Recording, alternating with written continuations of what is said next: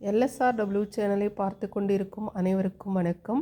இயல் 6 மழைச்சோறு அப்படின்ற பாடத்திலிருந்து நம்ம பிரித்து எழுதுக சேர்த்து எழுதுக பார்க்கலாம். சரிங்களா?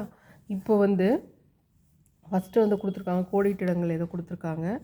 அடுத்தது வாசலெல்லாம், இங்கே பாருங்கள், வாசலெல்லாம் என்னும் சொல்லை பிரித்து எழுத கிடைப்பது. நம்ம இப்போ வாசல் எல்லாம் அப்படிங்கிற சொல்லை நம்ம எப்படி பிரித்து எழுதுகிறோம் அப்படின்னு பார்க்கலாம். சரிங்களா?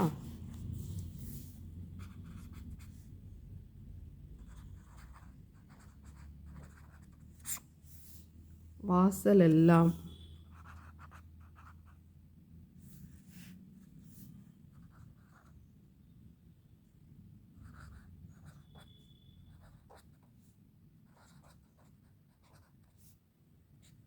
வாசல் எல்லாம் எழுதிட்டோம்.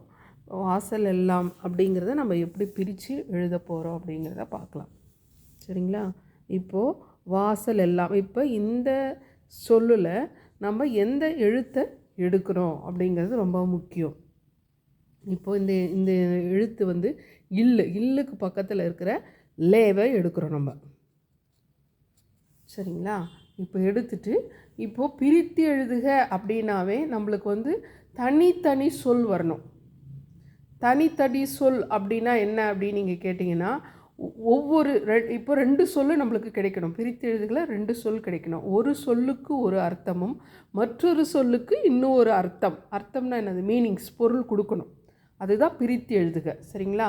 இது ஒரே சொல், ஒரே மீனிங், ஒரே அர்த்தம் கொடுக்குது. புரியுதுங்களா நான் சொல்கிறது? ஆனால் பிரித்து எழுதுகளை 2 சொற்கள் வரணும், 2 மீனிங் கொடுக்கணும். அந்த சொல் மீனிங், அர்த்தமாக இருக்கணும், மீனிங்காக இருக்கணும். சரிங்களா? அதுதான் பிரித்து எழுதுக. புரிஞ்சுதுங்களா? இப்போ நம்ம பிரித்து எழுதுக பார்க்கலாம். பிரித்து எழுதுக. ஃபஸ்ட்டு வாசல் எல்லாம் லே. இப்போ நம்ம எப்படி பிரித்து எழுத போகிறோம் அப்படிங்கிறது ரொம்ப முக்கியம். இப்போ பாருங்கள், இப்போ லே வந்திருக்கிறதுனால இப்போ இது எந்த வரிசையில் வரும், எழுத்து வரிசையில் வரும், ஏ வரிசையில் வரும். சரிங்களா? இப்போ என்ன வரிசையில் வரும், ஏ வரிசையில் வரும். அப்போது இல்லு கூட்டல் ஏ லே வந்துருச்சுங்களா? இல்லு கூட்டல் ஏ லே. இப்போது அவங்க இந்த லேவை கொடுத்துட்டாங்க. அதனால் நம்மளுக்கு தேவை இதுதான், இல்லு கூட்டல் ஏ தான் நம்மளுக்கு தேவை. அவங்க லே கொடுத்துட்டாங்க. இப்போ இல்லு கூட்டல் ஏவை வச்சு நம்ம பிரிக்கணும். 2 சொற்களாக நம்ம பிரிக்கணும். சரிங்களா? இப்போ பிரிக்கலாமா? வாசல், வாசல் இல்லை, இங்கே போட்டுட்டோம். வாசல் கூட்டல் எல்லாம்.